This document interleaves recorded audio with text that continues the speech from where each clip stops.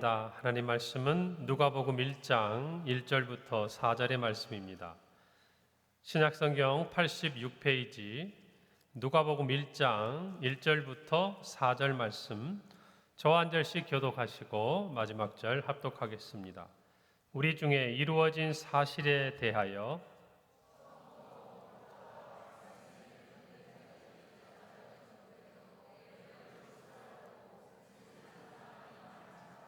그 모든 일을 근원부터 자세히 미루어 살핀 나도 데오빌로 각하에게 차례대로 써 보내는 것이 좋은 줄 알았노니 함께 있습니다.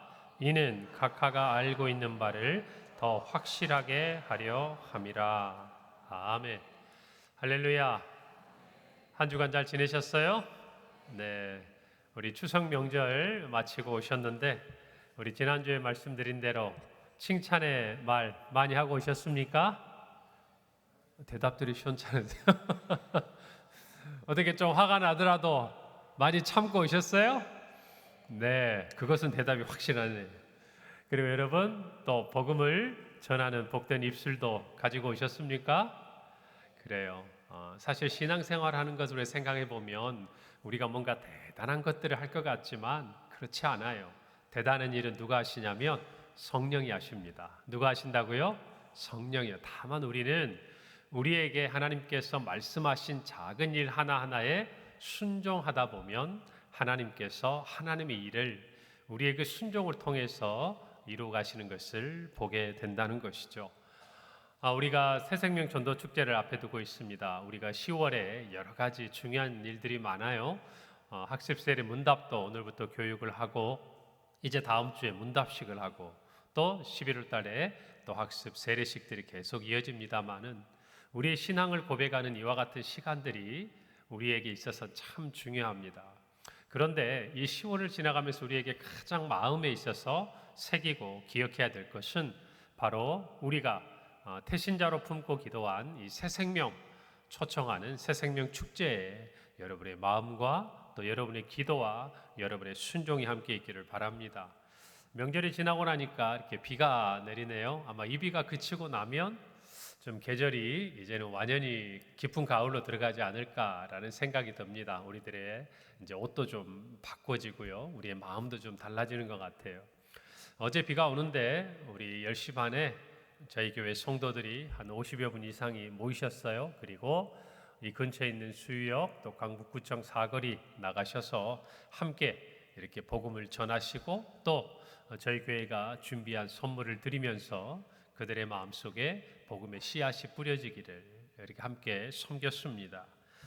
우리가 예배를 드리고 또 기도하며 또 교회에서 봉사하는 이와 같은 모든 순간마다 우리는 우리가 하나님의 자녀인 것을 느낍니다. 하나님의 은혜임을 우리가 느끼게 되죠. 그런데 제가 늘 말씀드리지만 우리가 스스로 그리스도인이다, 하나님의 자녀다라고 느끼는 가장 강한 그 느낌을 가지는 자리는 언제냐? 복음을 전하는 자리예요. 어떤 자리라고요? 복음을 전하는 자리다. 왜냐하면 복음을 전하는 것은 나를 온전히 드러내는 거예요. 저는 예수 그리스도를 믿는 사람입니다. 그렇기 때문에 당신에게도 이 복음을 전하는 것입니다. 여러분, 더구나 우리가 같이 살고 있는 이 지역에서 우리가 복음을 전하는 그 전도의 자리에 있다는 건 뭘까요? 우리를 알고 있고 또 우리와 이웃하던 사람들에게 보여질 수 있잖아요. 그 삶의 자리에서도 내가 이 복음을 전할 수 있다고 한다면 나는 예수 그리스도를 믿는 하나님의 자녀라는 것을 스스로가 드러낼 뿐만 아니라 그에 걸맞는 삶을 살기로 결단하고 작정하는 마음, 우리 안에 함께 있다라는 것이죠. 그래서 여러분, 복음을 전한다는 것은 그저 단순히 한 번 말로 하고 끝나는 게 아니에요. 그것을 본 사람들이, 그 말을 들은 사람들이 이제는 나에 대해서 복음을 전할 만큼 크리스찬으로서 자기 정체성을 가지고 있음을 느끼고 나를 대할 것을 내가 받아들일 준비가 되어 있는 것이죠. 여러분, 근데 이것이 어렵게 생각하면 한없이 어려운데 한번 내가 어떤 사람인지, 내가 하나님의 자녀이고 내가 예수를 믿는 사람이고 내가 이와 같이 예수 그리스도를 증거하기를 기뻐하는 사람인 줄을 표현하면 그 다음부터는 그것이 우리의 삶이 되는 거예요. 할렐루야. 그런데 이게 고민이 되잖아요. 그러면은 어디 또 누구를 만나거나 늘 자유롭지 못한 것을 우리가 느끼게 됩니다. 여러분, 우리나라는 종교의 자유가 있습니다. 혹자들이 이런 말을 해요. 내가 믿고자 하는 것을 믿을 수 있는 자유가 있는 것이 종교의 자유임과 동시에 또 하나의 측면은 내가 믿는 것을 누군가에게 전할 수 있는 것, 여러분 그것도 자유의 한 측면입니다. 누군가는 그런 얘기를 하더라고요. 믿는 거는 좋은데 혼자 믿지 왜 나한테 자꾸 믿으라고 하느냐. 여러분, 그런데 내가 믿는 것에 대해서 그것이 더군다나 진리이고 생명이라는 마음을, 그 확신을 가지고 있는 사람이 그것을 전하지 않는다? 여러분, 그것은 진리가 가진 속성과는 반대되는 대조적인 상황이 되는 것이죠. 진리라면 우리는 마땅히 그것을 전하고 싶어 할 것이고, 또 하나 정말 그것을 전할 자유를 누리고 싶은 거예요. 여러분, 자유라 함은 책임이 따르기 마련입니다. 그렇지 않습니까? 책임이 따르지 않는 자유는 우리가 자유라고 말하지 않아요. 그것은 방종이라고 하죠. 또는 억압이라고 합니다. 예를 들자면 무슬림들이 복음을 예전에 전쟁 가운데서 전할 때 보면 칼을 들고 경전을 들고 선택하라고 했어요. 여러분, 이것은 자유가 아닙니다. 그렇죠?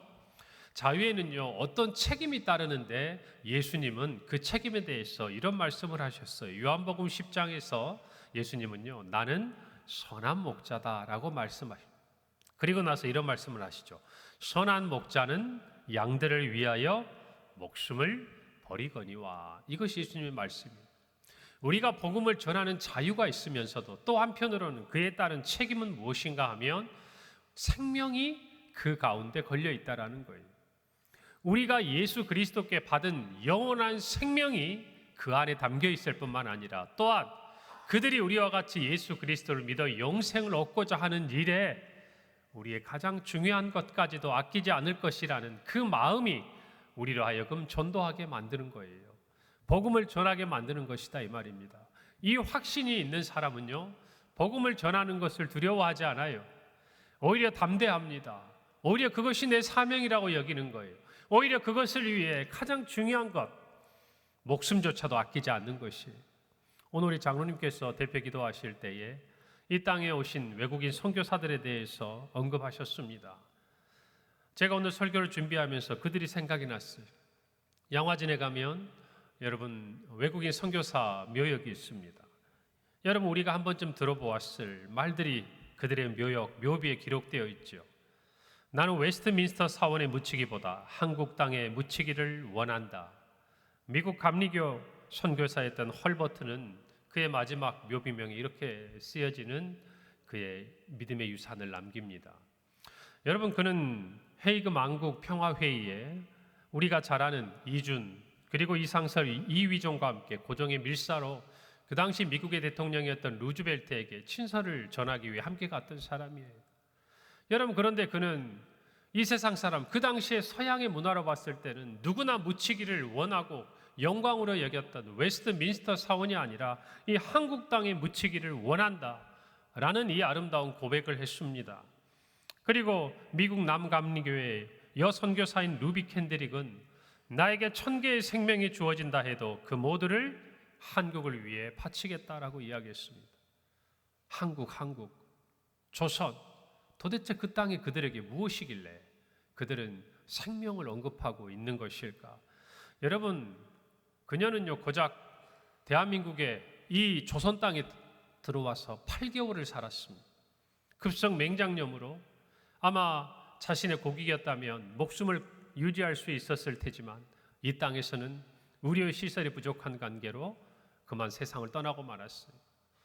어쩌면 8개월 동안 그녀가 할 수 있는 게 무엇이 있었겠습니까? 많은. 오늘 이 오랜 시간이 지나고서도 우리는 그녀가 이 땅의 영혼들을, 그리고 이 땅을 얼마나 사랑했는지 그녀의 말을 통해서 확인할 수 있는 것이죠. 여러분, 구세군 사령관 부인이었던 마리 위더스는요, 이런 묘비명이 기록되어 있어요. 나는 고국으로 돌아가기를 원치 않는다. 한국에서도 하나님 나라로 갈 수 있다. 여러분, 그들은 이 땅을 사랑했습니다. 그리고 이 땅에 묻히기를 원했어요. 그리고 이 땅에서도 천국에 갈 수 있다라는 소망을 가지고 그들의 생명을 다해서 우리에게 복음을 전해 주었습니다. 그들뿐만이 아니죠. 복음을 안고 이 땅에 발을 디딘 최초의 이 조선 땅에 왔던 선교사들의 후예들, 언더우드, 아펜젤, 유진벨, 그 이후에 수많은 그들의 후대는 오늘도 이 한국에 남아서 그 선교의 아름다운 열매들을 이어가고 있는 거 아니겠습니까? 여러분, 지난 22년 8월에 우리암 선교사와 우광복 선교사 그들의 후손 27명이 바로 저희 평강교회에 와서 예배를 드렸습니다. 공주 영명학교를 중심으로 그들이 펼쳤던 그 모든 사역들, 여러분 정말 이 나라의 독립을 위해서 애썼을 뿐만 아니라 이 땅에 있는 영혼들이 예수 그리스도를 믿고 믿음 안에서 교육을 통해서 정말 이 땅이 하나님의 오늘날의 복을 받을 만한 그 나라의 민족으로 세워져 가도록 그들은 그들의 모든 것을 아끼지 않았어요. 여러분, 도대체 그들은 왜 이와 같은 복음을 들고 와서 그들의 생명을 아끼지 않고 우리에게 전했을까? 왜 이토록 열심이었을까? 여러분, 그것은 복음의 비밀을 깨닫지 못하면 알 수가 없는 거예요.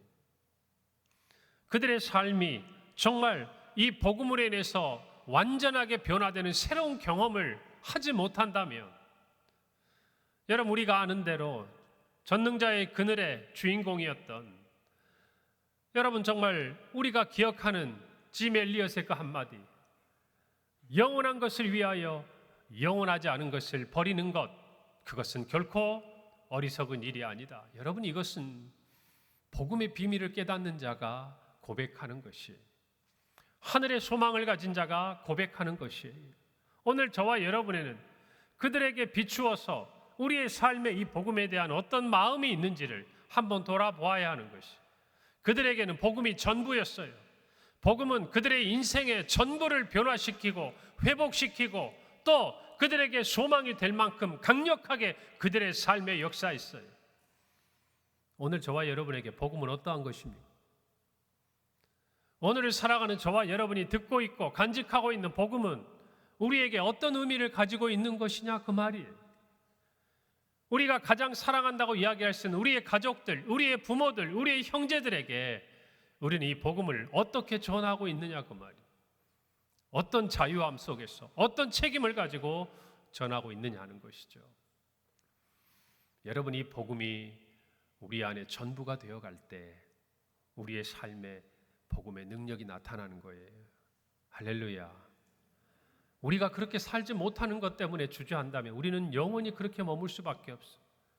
그러나 오늘 이 말씀을 들으면서 비록 지금의 내 모습은 거기에 미치지 못하는 것 같아도, 그들에게 비추어 볼 때 한없이 부족하고 부끄러운 것 같아도, 그래도 그것을 향하여 한 걸음 한 걸음 나아가는 저와 여러분의 삶이라고 한다면 우리는 복음의 능력을 가지고 살아갈 수 있는 힘을 성령으로부터 받게 되리라 믿습니다.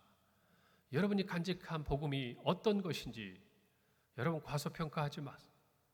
그 복음은요, 그들의 생명조차도 생전 처음 가보지도 않은 그 땅, 그 영혼들을 향해서 자신의 생명을 주고서도 아까워하지 않는 놀라운 인생의 변화를 가져오는 것이, 더 나아가 영혼의 변화를 가져오는 줄로 믿으시기를 바랍니다.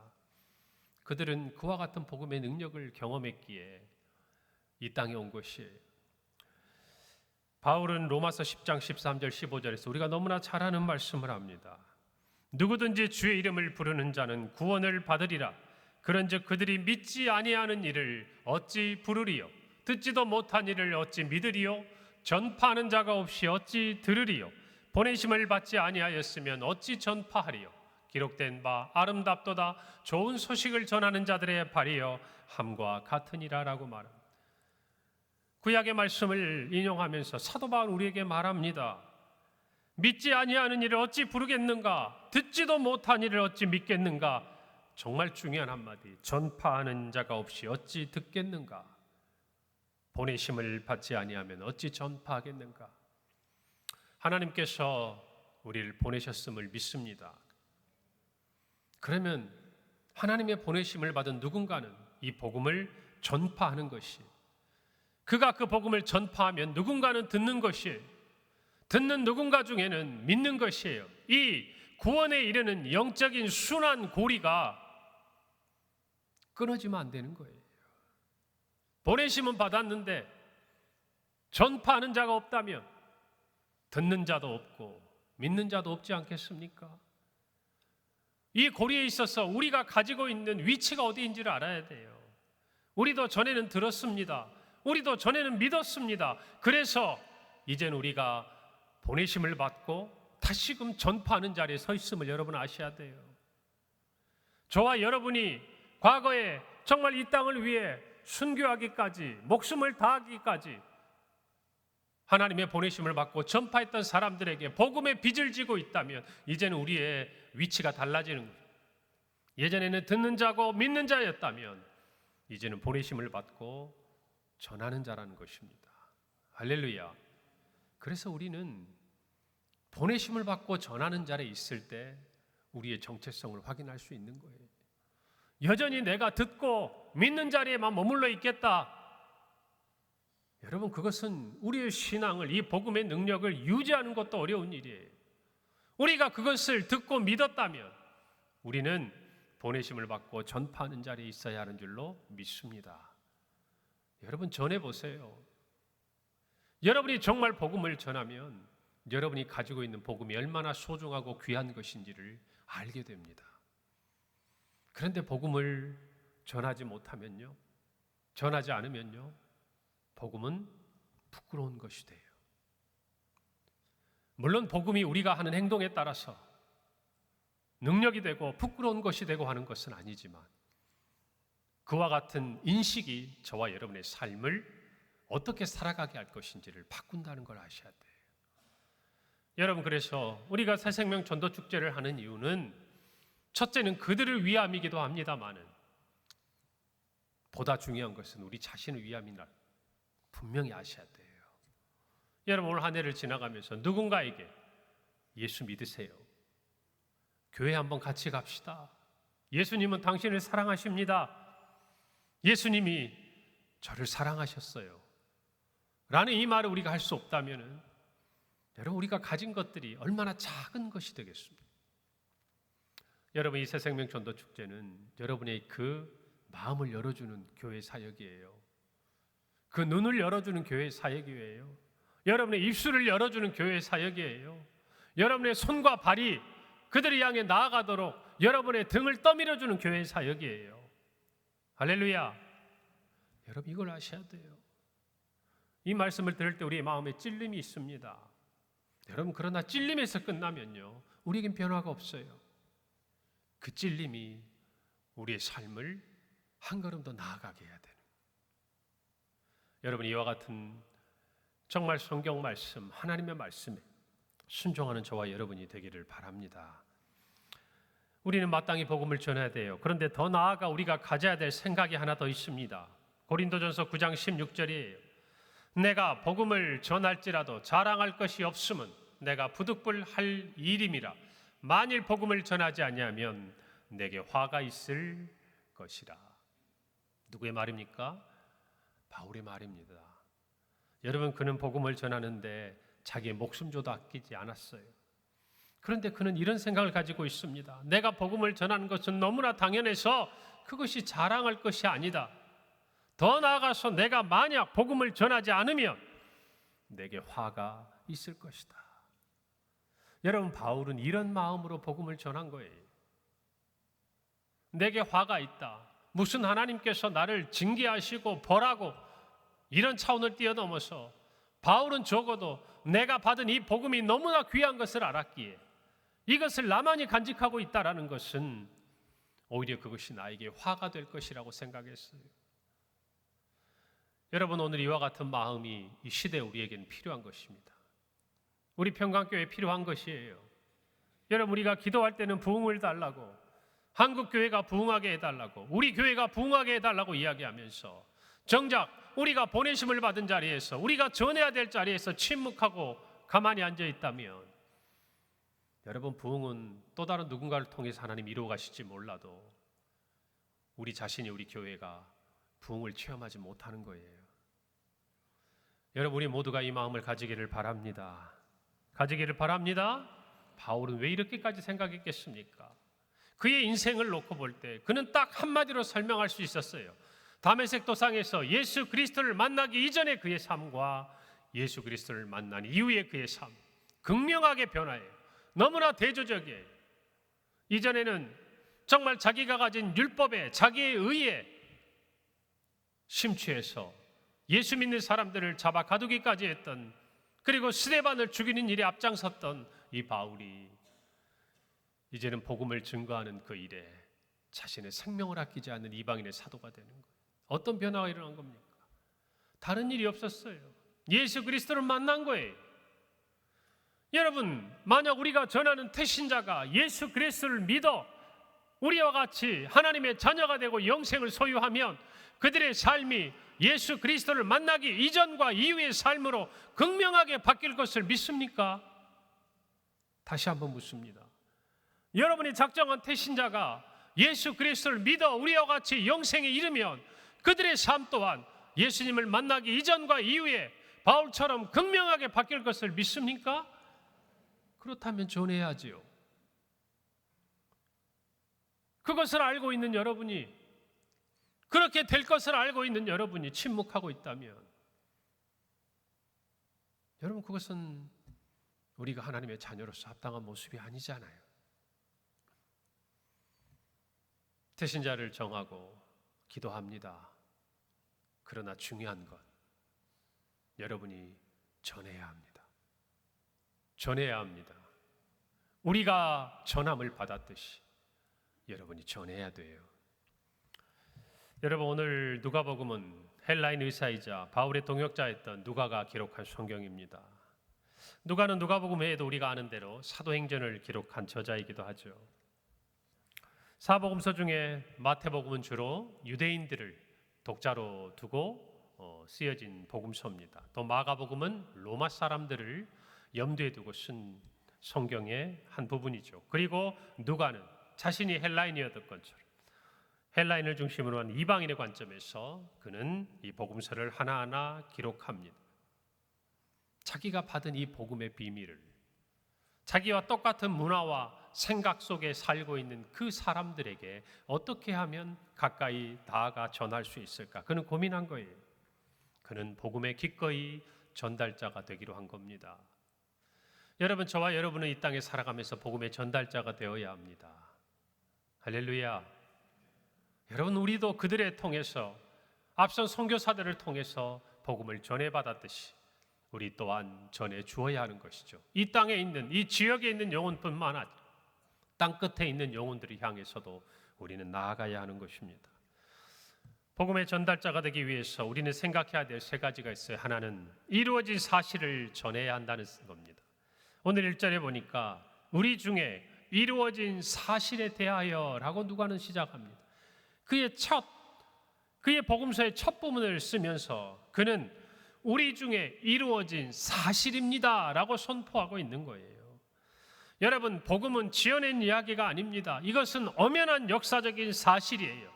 예수님께서 이 땅에 오신 일도, 수많은 기적을 베푸신 것도, 십자가에 죽으시고 3일 만에 부활하신 것도 모두 실제 일어난 사실인 것을 저와 여러분은 믿습니다.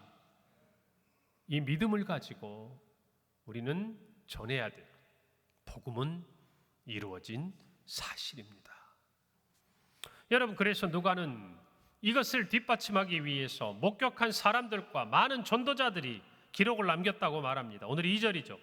처음부터 목격자와 말씀에 일꾼된 자들이 전하여 준 그대로 내력을 조술하려고 붓을 든 사람이 많았다라고 이야기합니다.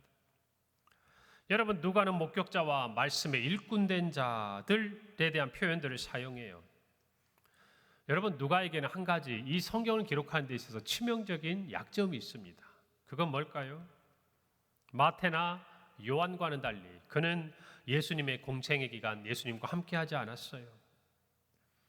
그는 그때 예수님을 따르면서 일꾼된 제자도 아니었습니다. 어쩌면 그는 직접 본 게 아니었어요. 그가 직접 들은 게 아니었어요. 그럼에도 불구하고 그가 이 복음서를 쓸 수 있었던 이유가 있다면 그의 곁에는 목격자들이 있었던 것이, 예수님과 함께했던 제자들, 오늘 본문의 이 목격자라는 의미는 스스로 본 사람들, 직접 자기 자신이 본 사람들, 그들의 증언을 그는 전해 들은 거예요. 받은 거예요. 그 또한 누군가에게 그 복음을 전해 들은 거죠. 여러분, 그리고 그 복음을 따라 살아온 삶을 그 또한 곁에서 본 거예요. 그들의 가르침을 듣고 그들이 목도한 것을 배우면서 그 또한 복음의 전달자가 되었다라고 그는 이야기하고 있습니다. 그 또한 복음의 산증인이 된 것이죠. 사랑하는 성도 여러분, 우리는 이 복음이 정말 이 땅 가운데 이루어진 사실이라는 것에 대한 분명한 확신이 있어야 돼요. 할렐루야. 성경의 어떤 부분은 우리의 이성으로 수납하고 어떤 부분은 그저 한쪽에 가만히 남겨두고 그 부분에 대해서 증거하기를 꺼리고 있다면 그것은 하나님이 주신 성경을 대한 올바른 자세가 아니에요. 우리의 마음속에 믿어지지 않는 부분이 있다면, 뭔가 확신하지 못하는 부분이 있다면 그 부분을 가지고 성령의 도우심을 구하며 찾고 기도하고 묵상하고 그것을 깨닫는 것이 우리에게는 필요해요. 그리고 나서 우리가 복음을 전하려면 우리 자신이 이 부분에 대한 분명한 확신이 있어야 돼요. 복음의 모든 내용은 사실이라는 것입니다. 여러분, 그런데 이 사실이라는 의미 속에는요, 단순히 실제로 일어났던 일이라는 그 의미 이상의 뜻이 있어요. 여러분, 이루어진 사실이라는 헬라어의 말의 뜻은요, 단순한 역사적인 사실이 아니라 성취되어진, 그리고 충분한 이런 의미를 가지고 있어요. 다시 말하면 이 복음서의 앞으로 누가가 기록할 모든 일들은 실제 이 땅에서 일어난 일인데, 이것은 단순히 그저 발생한, 우연히 일어난 한 가지 사건이 아니라 미리 예전에 예언된 일들이 성취된 일어난 사건이라는 거예요. 할렐루야. 오늘 저와 여러분도 이것을 분명히 알아야 돼요. 신약 성경에 보면 이 똑같은 단어가 디모데후서에는 성취되었다, 그리고 로마서 4장에서는 확인되었다 라는 의미들로 표현이 됩니다. 다시 말하면 이 이루어진 사실은 그저 단순히 이루어진 우리 눈에 보이는 한 가지 사건이 아니라 미리 예언된 일들이 성취된 것이고 그것들이 확인되었다라고 이야기하는 거예요. 여러분, 이것을 저와 여러분이 전하는 거예요. 할렐루야. 그래서 저와 여러분은 이 복음의 전달자가 돼야 돼요. 킹 제임스 버전에서는 이 부분을 우리들이 확실하게 믿고 있는 것들이라고 표현돼요. 단순히 이루어진 사실이 아니라 우리들이 확실하게 믿고 있는 것들, 그것은 이 땅에서 이루어진 것인데 그것은 이전에 예언되었던 것, 그것들이 하나님의 뜻 안에 성취된 사건이라는 것이, 그것이 복음이에요. 그래서 저와 여러분은 이런 일이 있었대라고 이야기하는 게 아니에요. 이런 일들이 이루어졌대, 이런 일들이 성취되었대. 그저 세상의 어떤 가십거리를 이야기하는 것이 아니라 당신을 향해서, 이 땅을 향해서 하나님이 계획하신 것들이 성취된 것, 그것을 전하는 그 일이 바로 복음을 전하는 거예요. 할렐루야. 여러분, 우리는 그것을 마음속에 간직하는 것입니다. 그래서 복음은 단순히 예수님의 생애에 대해서 기록한 전기가 아니에요. 복음은 왜 예수님이 하나님으로서 이 땅에 오셨는지, 그리고 하나님의 나라에 대해서 가르치시고 수많은 기적을 베푸셨는지, 그리고 왜 십자가에 죽으시고 부활하셨는지, 그리고 왜 다시 오시겠다고 약속하셨는지, 하나님의 예언에 대한 성취를 기록하고 있는 거예요. 오늘 저와 여러분은 그래서 이 일이 이루어지는 것을 목도하고 있는 복음의 증인들이에요. 할렐루야. 그래서 우리도 전할 수 있는 거예요. 그래서 우리도 증거할 수 있는 거예요. 아니, 전해야 하는 것이에요. 할렐루야. 로마서 1장 2절은 이렇게 말씀합니다. 이 복음은 하나님이 선지자들을 통하여 그의 아들에 관하여 성경에 미리 약속하신 것이라. 성경에 미리 약속하신 것이라. 복음이란 성경에 미리 약속하신 것인 거예요. 오늘 저와 여러분이 이것을 분명히 확인했다면 우리 모두가 복음을 증거하는 자, 복음의 전달자가 되어야 할 줄로 믿습니다.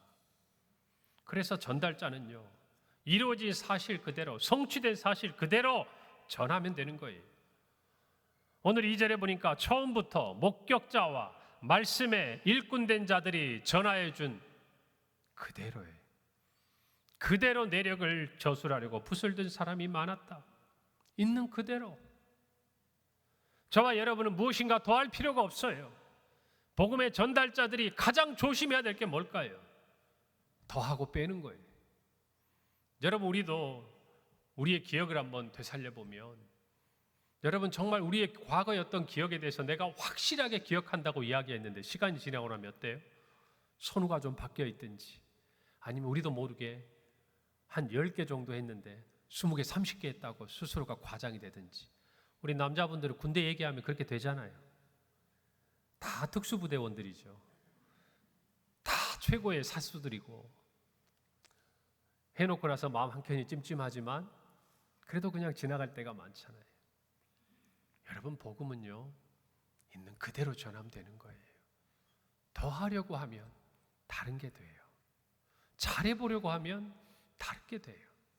여러분, 우리가 뭔가를 더 하려고 하니까 힘든 거예요. 그냥 있는 그대로, 여러분이 전해 들은 그대로, 성경이 기록되어 있는 그대로 전하면 되는 거예요. 할렐루야. 여러분, 그 마음을 가지고 있다면 여러분들이 복음을 전하는 일에 주저해서는 안 되는 거예요. 우리가 전할 복음은 바로 예수 그리스도이십니다. 마가복음 1장 1절에서는 이렇게 기록되어 있어요. 하나님의 아들 예수 그리스도, 무엇의 시작이라? 복음의 시작이라. 예수 그리스도에 대한 이야기, 예수 그리스도에 대한 모든 것이 복음이라는 것입니다. 여러분, 그러면 우리는 다른 것을 전할 이유가 없는 거예요. 예수 그리스도를 전하면 되는 거예요. 할렐루야. 이 마음을 가진 복음의 전달자들이 되기를 바랍니다. 두 번째로, 복음의 전달자는 복음을 깊이 묵상해야 됩니다. 오늘 3절에 보니까 그 모든 일을 근원부터 자세히 미루어 살핀 나도 데오빌로 가까이에게 차례대로 써보내는 것이 좋은 줄 알았다 그랬어요. 여러분, 전에 듣고 끝나는 게 아니에요. 내가 누군가에게 전하려면요, 복음에 대해서 깊은 묵상이 필요해요. 여러분, 이 자리에 우리 학교에서 아이들을 가르치는 선생님들도 계시잖아요. 과거에도 또 현재도 현직에 계신 분도 계십니다. 여러분, 우리가 배울 때 알기 위해서 공부하는 것과 여러분 가르치기 위해서 공부하는 것이 어때요? 전혀 달라요. 저도 신학생의 시절에 제가 이해하고 신학을 공부할 때 공부를 했던 어떤 시각이나 접근 방법이나 생각하고, 제가 사역의 자리에서 설교를 하고 성도들에게 말씀을 가르치고 정말 그것들을 섬기고자 했을 때 제가 성경을 보는 눈과 시각과 자세가 전혀 달라요. 먼저 나에게 확신이 있어야 돼요. 내가 그것에 대한 준비가 돼 있어야 돼요. 그러기 위해서 더 노력하고 더 준비하고 더 알고, 그들이 모르는 것까지라도 그 모르는 것조차도 알려주고 가르쳐주고자 하는 시각이 바뀌는 거예요. 여러분, 복음을 전하고자 한다면 복음에 정통해야 돼요. 우리가 복음을 모르는데 어떻게 복음을 전합니까? 우리가 복음을 설명할 수 없는데 어떻게 말합니까? 우리의 입을 열어서 복음을 전해야 하는데, 예수 그리스도에 대해서 내가 경험한 것도 중요하지만 성경이 뭐라고 말하는지, 그래야 우리는 있는 사실을 그대로 전할 수 있는 거예요. 할렐루야. 내 삶으로 예수님을 설명할 수 없어요. 단지 설명하기 위한 하나의 부연되는 나의 체험이고 고백이 될 수 있지만, 예수 그리스도는 성경 안에 기록된 대로 전해져야 돼요. 할렐루야. 그렇기 때문에 우리는 묵상해야 돼요. 여러분, 누가도 마찬가지예요. 그는 이렇게 또 다른 사람에게 복음을 전달하지만 그가 복음을 전해 들은 다음에 그는 이렇게 자신에 대해서 이야기합니다. 그 모든 일을 근원부터 자세히 미루어 살폈다. 예수 그리스도에 관한 모든 일에 대해서 처음부터 자세히 아주 세밀하게 하나하나 살펴보았다 그 말이에요. 마음을 다해서 마치 연구하고 탐구하듯이 미루어 살폈다 그 말이에요. 그리고 나서 그는 자신이 깨닫게 된 것을 전하는 거예요. 사랑하는 성도 여러분, 복음의 열정이 생기면, 복음을 전하고 싶으면 복음에 대해서 알고 싶어져요. 묵상하게 돼요. 무장하게 돼요.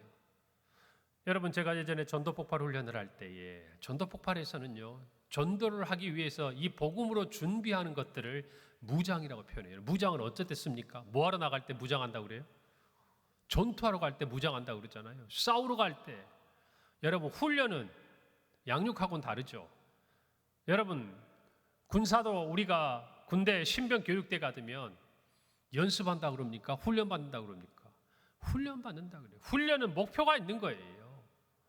마찬가지예요. 저와 여러분이 복음을 전하고자 한다면 복음으로 무장을 해야 돼요. 무장한다는 얘기는 영적인 치열한 싸움, 그 전장으로 나아간다는 거예요. 전도를 위해서 훈련을 받는다는 얘기는 무엇인가 우리 앞에 펼쳐질 전투를 위해서 우리가 준비해야 된다는 거예요. 아무런 준비 없이, 기도하지 않고, 총과 칼도 들지 않고, 탄약도 없이 싸움터에 나간다면 이길 수 있겠습니까? 여러분, 우리가 새생명 축제는요, 우리 앞에 펼쳐진 영적인 전투에, 그 전투의 현장을 나가면서 아무런 대비가 되어 있지 않는다면, 무장이 되어 있지 않는다면 어떻게 우리가 승리할 수 있겠냐고 말이에요. 사랑하는 성도 여러분, 복음으로 무장하시기를 바랍니다. 복음으로 무장하시기를 바랍니다. 복음을 깊이 묵상해야 돼요. 이런 기회에 내가 누군가에게 복음을 전하고 싶은 마음에라도 여러분은 말씀에 대해서, 말씀이 전하고 있는 예수 그리스도에 대해서 내가 무엇을 알고 있고 무엇을 알지 못하고 있는지, 알고 있어도 다른 사람에게 전하지 못하는 제한적인 복음에 대한 지식을 갖고 있는지를 스스로가 알아야 돼요. 이런 시간을 통해서 스스로가 그것들을 깨닫게 되는 거예요. 여러분, 우리 교회가 이 새생명 축제를 지나가며 복음에 대해서 다시 한번 깊이 묵상하는 시간이 되기를 바랍니다. 바랍니다. 바울이 2차 전도 여행 가운데 사도행전 17장 11절에 보면 베레아에 있는 사람들은 데살로니가에 있는 사람들보다 더 너그러워서 간절한 마음으로 말씀을 받고 이것이 그러한가 하여 날마다 성경을 상고했다 그랬어요. 말씀을 받을 때를 생각해 보세요. 말씀을 여러분이 처음 들었을 때를 생각해 보세요. 여러분의 인생의 구주로 예수 그리스도를 고백하면 그분에 대해서 알고 싶죠. 그래서 여러분은 말씀을 읽었을 거예요. 그 말씀이 과연 그러한가? 목사님의 말씀을 들으면서, 때로는 여러분이 성경을 보면서 다 이해하지 못해도 조금이라도 예수님을 알고 싶은 마음에 여러분들이 했던 말씀에 대한 열정들을 떠올려 보세요. 그렇다면 누군가는 도움이 필요하지 않겠습니까? 그것을 위해서 저희 교회가 파노라마 강의도 하고 교리반 강의도 하고 어찌하든지 여러분들이 그와 같은 복음의 능력을 힘입도록 하기 위해 섬기는 거 아니겠어요? 여러분 스스로가 그런 마음을 가지고 복음을 깊이 묵상하는 이번 시간들이 되기를 바랍니다. 제가 말씀드렸죠, 언젠가 저희 교회 새로 오신 분이 100일이 됐는데 성경 일독을 하셨다 그러더라고요. 자기가 읽다 보니까 성경 한 번 읽는데 100일이 좀 넘겠더래요. 그래서 자기 생각에 야, 그래도 100일에 딱 읽으면 좋겠다 하는 마음이 있어서 한 일주일 이상 정도는 성경을 계속 읽었대요. 그랬더니 진짜 100일 만에 일독을 하셨다고 그러더라고요. 그분은 왜 일독을 하셨을까요? 예수님을 믿기로 했어요. 예수님에 대해서 알고 싶은 거죠. 여러분, 그때 누군가가 그것들을 더 잘 가르쳐 줄 수 있고 더 설명해 줄 수 있고 더 분명하게 전해 줄 수 있다면 더 큰 유익이 되지 않겠습니까? 여러분 스스로가 복음에 대해서 깊이 묵상하는 이 시간들이 되기를 바랍니다. 마지막으로 복음의 전달자는 한 영혼의 소중함을 알아야 돼요. 오늘 3절 하반절부터 4절에 보니까 데오빌로 각하에게 차례대로 써 보내는 것이 좋은 줄 알았노니 이는 각하가 알고 있는 바를 더 확실하게 하려 함이라. 누가가 기록한 두 책, 누가복음과 사도행전에 수신자로 명시되고 있는 이 데오빌로가 누구인지 성경은 정확하게 알려주지 않아요. 그러나 그를 각하라고 부르는 것을 볼 때 그는 실제로 로마의 고위 공직자였을 것이다라고 많은 학자들은 이야기를 합니다. 어쩌면 그는 한 사람, 이 데오빌로에게 이 편지를 보냈지만요. 그러나 이 데오빌로에게 보낸 누가복음과 사도행전은 오늘날 수많은 사람들에게 보내는 편지가 됐어요. 여러분, 그래서 한 영혼이 중요한 거예요. 여러분이 누군가에게 전한 복음을 받아들인 그 한 사람이 어떤 그리스도의 편지가 될지 아무도 모르는 거예요. 할렐루야. 이것이 하나님 나라의 비밀이고 복음의 능력이에요. 그래서 한 영혼이 소중한 거예요. 그는 말합니다. 데오빌로 각하에게 차례대로 써버리는 것이 좋은 줄 알았다.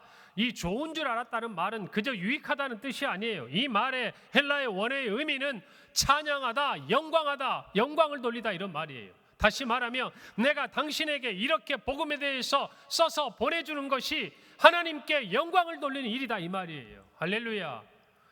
오늘 저와 여러분이 예수 그리스도에 대해서 전하는 이 복음을 전달하는 우리의 모습은 그저 한 사람의 영혼을 살리고 우리의 마음을 기쁘게 하는 데서 끝나는 것이 아니라 더 나아가 하나님께 영광을 돌리는 행위라는 걸 아셔야 돼요. 그렇다면 저와 여러분은 마땅히 복음의 전달자가 되어야 할 줄로 믿습니다. 예수 그리스도에 대해 전하는 것, 또 예수 그리스도에 대한 기록을 전해 편지하는 것, 이 모든 것은 하나님을 찬양하는 일이요, 하나님께 영광을 돌리는 일이에요. 그래서 좋은 거예요. 그 좋은 거 하라는 거예요. 그 좋은 거 하시라는 거예요.